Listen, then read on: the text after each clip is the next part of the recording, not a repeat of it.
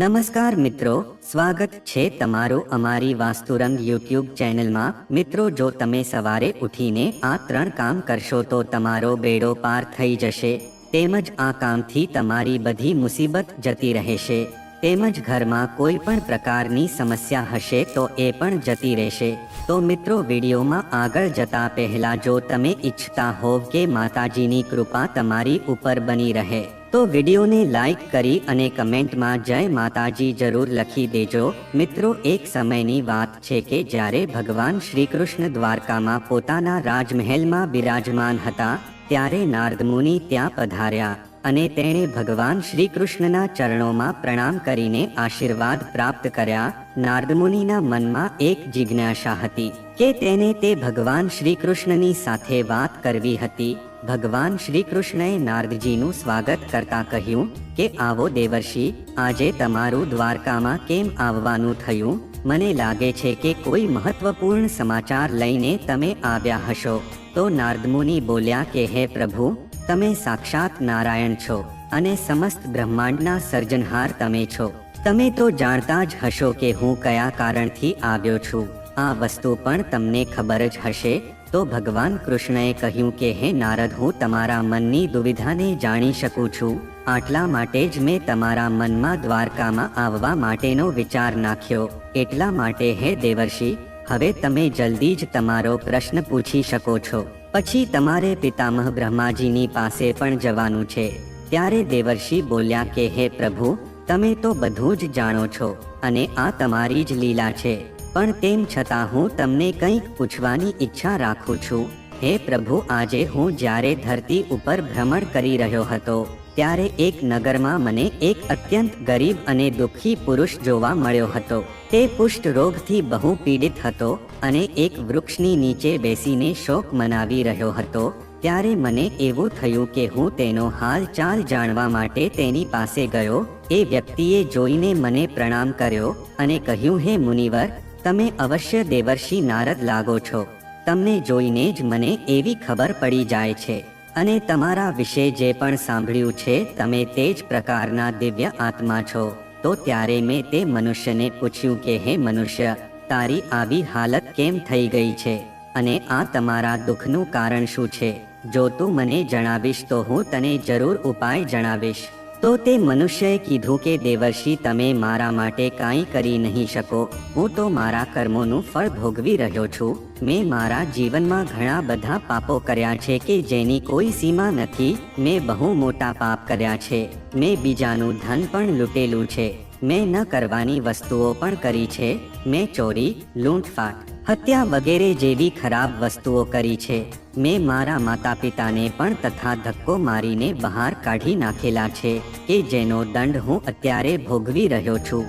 મને નથી ખબર કે મારા મૃત્યુ પછી મારી શું હાલત થશે। તે મનુષ્યની વાત સાંભળીને મને બહુ દુઃખ થયું। મેં તેને દિલાસો આપવા માટે કીધું કે હે મનુષ્ય, તે તો બહુ મોટા મોટા પાપ કર્યા છે અને આ તારા કર્મોનું જ ફળ તું ભોગવી રહ્યો છે। પણ હે મનુષ્ય, શું તું પ્રાયશ્ચિત કરવા નથી માંગતો? તું શું તારા પાપની મુક્તિ માટે કાંઈ ઉપાય કરવા નથી માંગતો? તો તે મનુષ્ય મને કહેવા લાગ્યો કે હે દેવર્ષિ, જો આ પાપો માટે મને પ્રાયશ્ચિત કરવાનો મોકો મળે તો હું જરૂર કરીશ। તો કૃપા કરીને તમે જ મને આનો ઉપાય જણાવો કે આ બધા પાપોથી મને મુક્તિ કેવી રીતે મળી શકશે। હે દેવર્ષિ, તમે જ મારી મદદ કરી શકો છો। પછી મેં તે માણસને કીધું કે હે મનુષ્ય, તારા દુઃખથી હવે હું પરિચિત થઈ ગયો છું, આટલા માટે તું ચિંતા ના કર। તારા દુઃખોનું હલ જેની પાસે હશે હું તેની પાસે જઈને આનું સમાધાન લઈને તને જણાવીશ। દેવર્ષિ કહે છે કે એ પ્રભુ, તે દુઃખી મનુષ્યને આટલું બોલીને હું મુનિ અગત્યના આશ્રમ પાસે ગયો। મેં વિચાર્યું કે તેની પાસે આ સમસ્યાનું સમાધાન હશે। મેં તે મુનિને તે દુઃખી મનુષ્યની બધી જ વાત કરી દીધી અને તેની પાસે સમાધાન માંગ્યું। તો તે અગત્ય મુનિ પ્રસન્ન થઈને મને કહેવા લાગ્યા કે હે દેવર્ષિ, આ સમસ્યાનું સમાધાન છે એ કેવલ ભગવાન કૃષ્ણ જ કરી શકે છે। તમે કૃપા કરીને એની પાસે જાવ એ જ તમને જણાવશે કે મનુષ્ય દુઃખ અને દરિદ્રતામાંથી કેવી રીતે મુક્તિ મેળવી શકે. દેવર્ષિ ભગવાન શ્રી કૃષ્ણને કહે છે કે હે પ્રભુ, આ પ્રકારે અગસ્ત્ય મુનિની વાત સાંભળીને હું તમારી પાસે આવ્યો છું. આટલા માટે હે પ્રભુ, તમે જ મને એવો કોઈ ઉપાય જણાવો કે જેનાથી હું એ દુઃખી મનુષ્યના દુઃખોને દૂર કરી શકું. તો ભગવાન શ્રી કૃષ્ણ બોલ્યા કે હે દેવર્ષિ, આજે તમે એક બહુ મહત્વપૂર્ણ શંકા લઈને આવ્યા છો અને આ તમારી શંકાનું સમાધાન કરવું એ મારા માટે પણ બહુ અનિવાર્ય છે. તમે સમસ્ત માનવ જાતિના કલ્યાણના ઉદ્દેશથી આજે તમે મહત્વપૂર્ણ પ્રશ્ન મને કર્યો છે અને તમને આ પ્રશ્નનો જવાબ પણ મળશે કે જે મારી પાસે છે. પણ આ પ્રશ્નનો ઉત્તર જણાવું એ પહેલા હું તમને એક પ્રાચીન કથા જણાવવા માંગુ છું, કારણ કે એ દેવર્ષિ, બધી જ વાતનું સમાધાન આપણને ઇતિહાસમાંથી જ મળે છે. આ પ્રાચીન કથા સાંભળીને તમને તમારા બધા જ પ્રશ્નોનું સમાધાન મળી જશે અને એ દુઃખી મનુષ્યનો ઉદ્ધાર પણ થઈ જશે. આટલા માટે હે દેવર્ષિ, હવે તમે આ કથાને ધ્યાનથી સાંભળજો અને આ કથાનો પ્રચાર કરજો કે જેથી કરીને મનુષ્ય આનો લાભ ઉઠાવી શકે. દેવર્ષ કહે છે કે હે પ્રભુ, તમારા મોઢેથી આ કથા સાંભળવાનું મારું સૌભાગ્ય છે. આથી હું આ કથાને ધ્યાનથી સાંભળીશ અને હું આનો પ્રચાર કરીશ. તો ભગવાન શ્રી કૃષ્ણ કહે છે કે હે દેવર્ષ, ઠીક છે, હવે તમે આ કથાને ધ્યાનથી સાંભળજો. હું તમને એ કથા સંભળાવવા જઈ રહ્યો છું. હે દેવર્ષિ, પૂર્વકાળની એક વાત છે. મધ્ય દેશમાં એક બહુ ધનવાન નગરી હતી. એ નગરીમાં એક ધનવાન શેઠ રહેતો હતો. એ શેઠનું નામ વિશાલસેન હતું કે જે પોતાના વ્યાપાર અને સંપત્તિ માટે બહુ પ્રખ્યાત હતો. તે એક દિવસ બહુ સન્માનનીય વ્યક્તિ હતો. તેની પાસે બહુ ધન સંપત્તિ હતી, બહુ મોટી હવેલી પણ હતી અને એનો વ્યાપાર બહુ દૂર સુધી ફેલાયેલો હતો. પણ વિશાલસેનની અમુક ખોટી આદતો અને તેના કરેલા પાપ છે એની દરિદ્રતાનું કારણ બની ગઈ હતી. એનું જીવન છે એ બહુ ઐશ્વર્યપૂર્ણ હતું. વિશાલસેનનો વ્યાપાર છે એક સમય બહુ ચાલતો હતો. એ તે વ્યાપારમાં ઈમાનદારી અને પરિશ્રમ માટે બહુ પ્રખ્યાત હતો. પણ તે ધન અને સંપત્તિનો અપાર ભંડાર રાખવાની સાથે પણ તે ખુશ ન હતો. તે દરરોજ વધારે ધન પામવાની ઈચ્છા રાખતો હતો. એણે પોતાના વ્યાપારમાં ઘણી બધી ખોટી વસ્તુઓ પણ કરવાનું શરૂ કરી દીધું હતું. તે નિર્દોષ લોકોને પણ હેતરવાનું કામ કરવા લાગ્યો અને ખોટું કરવાનું તેને શરૂ કરી દીધું. તે વિશાલસેનની પહેલી સૌથી મોટી ભૂલ એ હતી કે તેણે પોતાના વ્યાપારમાં ખોટું હેતરવાનું અને લૂંટવાનું ચાલુ કરી દીધું હતું. એણે પોતાના ગ્રાહકોને નકલી સામાન વેચીને પૈસા કમાવાનું ચાલુ કર્યું હતું. એણે પોતાના કર્મચારીઓને પણ હેતરવાનું શરૂ કર્યું હતું અને તે બીજાઓના ધન પણ ઝડપી લેતો હતો. અને આવી રીતે તેના ધનની લાલચ છે બહુ વધતી ગઈ અને તેની સાથે જ વિશાલસેનનો અહંકાર પણ દિવસે ને દિવસે વધતો ગયો હતો.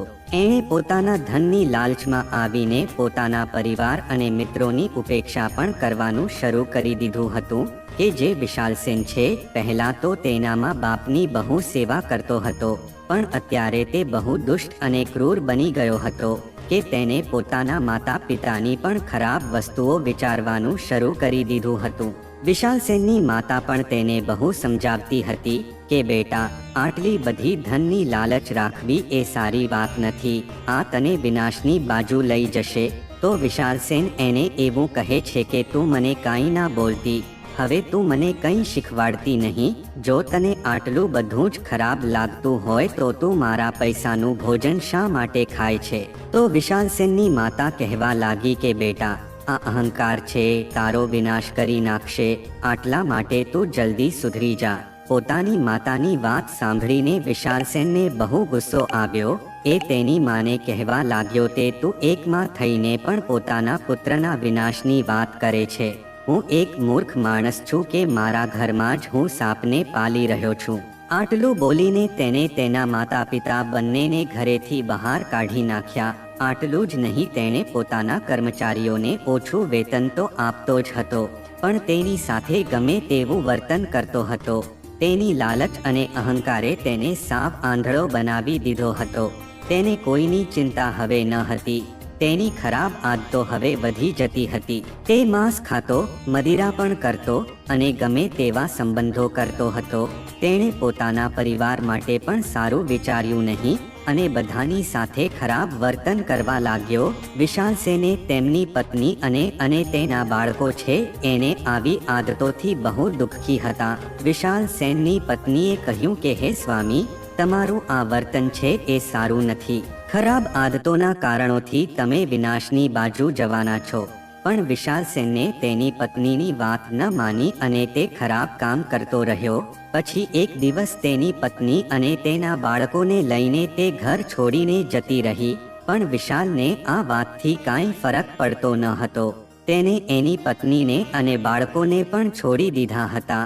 બીજી પણ એક બહુ મોટી ભૂલ હતી કે તે ધાર્મિક કાર્યો પણ તેણે કરવાનું બંધ કરી દીધું હતું. એટલે કે તે સાવ નાસ્તિક બની ગયો હતો.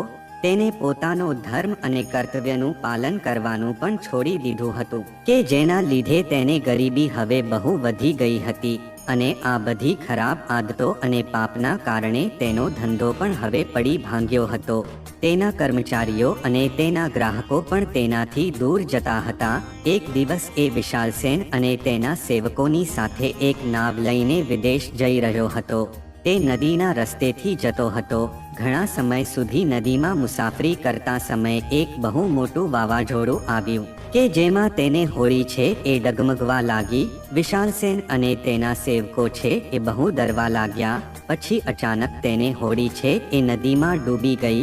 તે વિશાલસેન પોતાનો બધો માલ છોડીને તરતો નદીના કિનારે આવી ગયો હતો. તેનો જે કાંઈ બચેલો સામાન હતો એ પણ નદીમાં તણાઈ ગયો હતો કે જેનાથી તે બહુ દુઃખી હતો. એની સંપત્તિ પણ હવે સાવ જતી રહી હતી. હવે તે સાવ કંગાળ બની ગયો હતો. તેના જીવનમાં હવે દુઃખ, દરિદ્રતા અને નિરાશાનો પ્રવેશ થઈ ગયો હતો. પછી વિશાલસેનની બધી જ સંપત્તિ સાવ લૂંટાઈ ગઈ હતી. તેની પાસે કાંઈ બચ્યું ન હતું. હવે તે સાવ નિરાશ થઈ ગયો હતો. એક દિવસ તે પોતાની દરિદ્રતાથી હેરાન થઈને વિશાલસેને પોતાનું ઘરબાર બધું છોડી દીધું હતું અને તે જંગલમાં જતો રહ્યો હતો. તે જંગલમાં હવે ભટકવા લાગ્યો. તેને હવે બીમારી પણ થવા લાગી હતી. આથી તે સાવ દુબળો પાતળો થઈ ગયો હતો. હવે તે ચાલી પણ શકતો ન હતો. ત્યારે હવે તેના દ્વારા તેના કરેલા પાપોનો તેને અહેસાસ થવા લાગ્યો. તેને જે પણ ભૂલ કરી હતી એ વસ્તુ હવે તેને યાદ આવવા લાગી. તે એવું વિચારતો હતો કે હે ભગવાન, મેં આ શું કરી નાખ્યું? ધનની લાલચમાં આવીને મેં મારું બધું દાવ પર લગાવી દીધું. મેં મારા માતા પિતાને પણ ઘરેથી બહાર કાઢી નાખ્યા હતા. આ મારાથી બહુ મોટું પાપ થઈ ગયું છે. હવે મને આ બધા પાપોથી કેવી રીતે મુક્તિ મળશે? આવી રીતે શોક કરતો કરતો તે વિશાલસેન છે એ જંગલમાં ચાલવા લાગ્યો. તો ત્યાં તેને એક નદી પાસે એક આશ્રમ જોવા મળ્યો. તે બહુ ભૂખ્યો અને તરસ્યો તે સમયે જતો રહ્યો. તે નદી પાસે જે આશ્રમ હતો તે આશ્રમ છે એ મહર્ષિ વામદેવનો હતો કે જે પોતાની તપસ્યા અને જ્ઞાન માટે બહુ પ્રસિદ્ધ ઋષિ હતા. જ્યારે તે વામદેવજીએ એક આ દુબળા પાતળા અને આ દુઃખી માણસને પોતાના આશ્રમ પાસે આવતા જોયો તો તેને પોતાના આશ્રમે બેસાડીને પાણી પાયું અને તેને ભોજન આપ્યું અને તેને પૂછ્યું કે એ વત્સ, તું કોણ છો? તારી આવી હાલત કેમ થઈ ગઈ છે અને તું આ જંગલમાં એકલો કેમ ભટકે છે? તારું જે પણ દુઃખ હોય તું મને નિસંકોચ થઈને કહી શકે છે. ત્યારે વિશાલસેન મહર્ષિ વામદેવના તેના ચરણોમાં પડીને તેને કહ્યું કે હે મહર્ષિ, હું વિશાલસેન છું. હું એક વૈશ્ય હતો અને હું વ્યાપાર કરતો હતો. મેં મારા જીવનમાં બહુ મોટા પાપો કર્યા છે અને હું આ મારા કર્મનું ફળ ભોગવી રહ્યો છું. પહેલા બહુ ધનવાન હતો પણ અત્યારે ગરીબ બની ગયો છું. તો વામદેવ કહે છે કે હે વત્સ, તું મને સરખી રીતે જણાવ કે તે કયા પાપો કર્યા છે. હું તને તેમાંથી મુક્તિ મેળવવાનો રસ્તો જરૂર આપીશ. ત્યારે તે વિશાલસેન પોતાની બધી જ હકીકત છે એ મહર્ષિ વામદેવને કહેવા લાગ્યો. તે કહેવા લાગ્યો કે મેં જે પાપ કર્યો છે એનાથી મને મુક્તિ કેવી રીતે મળશે? આ મારી ગરીબી કેવી રીતે જશે? તો મહર્ષિ વામદેવે પોતાની આંખો બંધ કરી અને થોડીક વાર ધ્યાન કર્યું. થોડીક વાર પછી તે બોલ્યા કે હે વત્સ, તારી ગરીબી અને આ દુઃખોનું કારણ છે એ તારી આ ખરાબ આદતો છે. પૈસાને પામવાની લાલચમાં તું સાવ આંધળો બની ગયો હતો અને અત્યંત અહંકારના કારણે તારી આવી હાલત થઈ છે. જો તું તારા જીવનમાં મહત્વપૂર્ણ આદત છે એ જો તું અપનાવી લઈશ તો આ તારી ગરીબી છે એ જરૂર જતી રહેશે. આજે હું તને એવા 3 મહત્વના કાર્યો જણાવું છું કે જેને તારે રોજ સવારે વહેલા ઉઠીને કરવાના છે. જો તું રોજ સવારે ઉઠીને આ 3 કામ કરીશ તો તારા દુઃખોનો અંત આવી જશે. આ વસ્તુ કરવાથી તને તારો પરિવાર, ધન સંપત્તિ, સુખ, વૈભવ, ઐશ્વર્ય બધી જ વસ્તુ તને પાછી મળી જશે. તો વિશાલસેન તેને કહેવા લાગ્યો, હે ઋષિ, તમે મને જે કહેશો એ હું કરીશ. હવે તમે જ મારા ગુરુ હો, પણ તમે હવે મને માર્ગદર્શન આપો. આટલું બોલીને વિશાલસેન તેને ધ્યાનથી સાંભળવા માટે પોતાની આત્મા અને મનને એકાગ્ર કરી લેજો. પછી મહર્ષિ વામદેવ વિશાલસેનને એ 3 કાર્યો કહેવા લાગ્યા કે હે વત્સ, સૌથી પહેલું કાર્ય એ છે કે સવારે વહેલા ઉઠીને આપણે પોતાની હથેળીના દર્શન કરવા જોઈએ. તો હે વત્સ, તું સવારે ઉઠીને પોતાની હથેળીના દર્શન કરજે. હથેળીના અગ્રભાગ ઉપર લક્ષ્મી માનો નિવાસ હોય છે અને મધ્યમાં સરસ્વતી અને છેલ્લા ભાગ ઉપર શ્રી કૃષ્ણ ગોવિંદનો નિવાસ હોય છે. કે આનાથી તારા ભાગ્યના દરવાજા છે ખુલી જશે અને તારા જીવનમાં સુખ સમૃદ્ધિ આવશે. અને બીજું મહત્વપૂર્ણ કાર્ય એ છે કે પોતાના માતા પિતા અને મોટાઓના આશીર્વાદ લેવા જોઈએ. મહર્ષિ વામદેવે તેને સમજાવ્યું કે હે વત્સ, તું રોજ સવારે ઉઠીને પોતાના વડીલોના ચરણનો સ્પર્શ કરજે અને તેના આશીર્વાદ લે છે. આ વસ્તુ તારા જીવનની બધી જ સમસ્યાને સમાપ્ત કરી દેશે અને તને સાચા માર્ગ ઉપર લઈ જશે. તેમજ માતા પિતાના આશીર્વાદ રોજ લેવાથી બધા જ સંકટ જતા રહેશે. રાગ, દ્વેષ, અહંકાર આ બધી વસ્તુ તેના શરીરમાં પ્રવેશ કરતી નથી. અને ત્રીજું મહત્વનું કાર્ય એ છે કે આપણે સૂર્યદેવની ઉપાસના રોજ સવારે ઉઠીને કરવી જોઈએ. મહર્ષિ વામદેવે જણાવ્યું કે એ વત્સ, રોજ સવારે જાગીને તું સૂર્યદેવને જળ અર્પણ કરજે કે જેનાથી તને સૂર્યદેવની કૃપા પ્રાપ્ત થશે કે જે તને નિરોગી કરશે અને તને શક્તિ આપશે. સૂર્યદેવની ઉપાસના જે કોઈ વ્યક્તિ કરે છે એને ક્યારેય દુર્ગતિ નથી થતી. રામદેવ કહે છે કે હે વત્સ, આ પ્રકારથી તું આ બધા નિયમોનું પાલન કરજે કે જેથી તને તારા પાપોથી મુક્તિ મળશે. પછી વિશાલસેન છે મહર્ષિ વામદેવને ધન્યવાદ કહે છે અને તે કહે છે કે હે મહર્ષિ વામદેવ, અને તેને કહે છે કે મેં મારા માતા પિતાને ઘરેથી બહાર કાઢી નાખ્યા છે. હવે ખબર નહીં તે ક્યાં ભટકતા હશે. તો કૃપા કરીને તમે મને જણાવો કે હું મારા માતા પિતાને ક્યાં શોધી શકું. તો વામદેવ કહે છે કે હે વત્સ, તારા માતા પિતા છે એ મારા જ આશ્રમમાં વાસ કરે છે, એટલા માટે તું હવે તેને તારા ઘરે લઈ જા અને તેની સેવા કરવાનું ચાલુ કરી દે. પછી વિશાલસેને મહર્ષિ વામદેવને 2 હાથ જોડીને પ્રણામ કર્યા અને તેને ધન્યવાદ આપતા એવો સંકલ્પ કર્યો કે તે એના દ્વારા કહેલા બધા જ નિયમોનું પાલન કરશે. આટલું બોલીને તે વિશાલસેન છે પોતાના માતા પિતાને લઈને ઘરે જવા લાગ્યો. એણે રોજ સવારે ઉઠીને પોતાની હથેળીના દર્શન કર્યા અને વડીલોના આશીર્વાદ લીધા અને સૂર્યદેવની ઉપાસના કરી. આવી રીતે નિત્ય નિયમોનું પાલન કરવાના કારણે તેની પત્ની પણ ઘરે પાછી આવી ગઈ અને તે પણ આ નિયમોનું પાલન કરવા લાગી. પછી આવી જ રીતે વિશાલસેને પોતાનો વ્યાપાર શરૂ કરી દીધો અને તેને અપાર ધન સંપત્તિ પાછી પ્રાપ્ત થઈ ગઈ. તેની ગરીબીનો સંપૂર્ણ નાશ થઈ ગયો. ભગવાન શ્રી કૃષ્ણએ નારદજીને કહ્યું કે હે દેવર્ષિ, આ 3 મહત્વપૂર્ણ કાર્ય છે એ મનુષ્યના જીવનમાં સુખ, સમૃદ્ધિ અને શાંતિ લાવે છે. જો કોઈ વ્યક્તિ છે એ રોજ સવારે આ કાર્ય કરે છે તો તે ક્યારેય ગરીબ નથી બની શકતો. નારદ મુનિ ભગવાન શ્રી કૃષ્ણનો આભાર માને છે અને તેના ઉદ્દેશ્યને આખી દુનિયામાં ફેલાવવાનો પ્રયત્ન કર્યો. પછી નારદ મુનિ છે એ પહેલા દુઃખી મનુષ્ય પાસે જાય છે અને તેને આખી કથા સંભળાવે છે. આ કથાનું શ્રવણ કરીને જ મનુષ્યના બધા જ રોગ છે એ નષ્ટ થઈ જાય છે અને તે ચમત્કારિક રૂપથી સ્વસ્થ થઈને ઊભો થઈ જાય છે. પછી તે દેવર્ષિ નારદનો આભાર માનીને એ સ્થાનેથી જતો રહ્યો. તો મિત્રો, જે કોઈ પણ આ કથાનું શ્રવણ કરે છે અને આનો પ્રચાર કરે છે એના બધા જ પાપો છે એ જતા રહે છે અને તેની ગરીબી પણ જતી રહે છે. આ રીતે ભગવાન શ્રી કૃષ્ણએ નારદ મુનિને આ મહત્વપૂર્ણ જ્ઞાન આપ્યું અને આપણને પણ એ શીખવાડ્યું કે સવારમાં આ 3 કાર્યો છે એ આપણા જીવનને સુખી અને સમૃદ્ધ બનાવી શકે છે.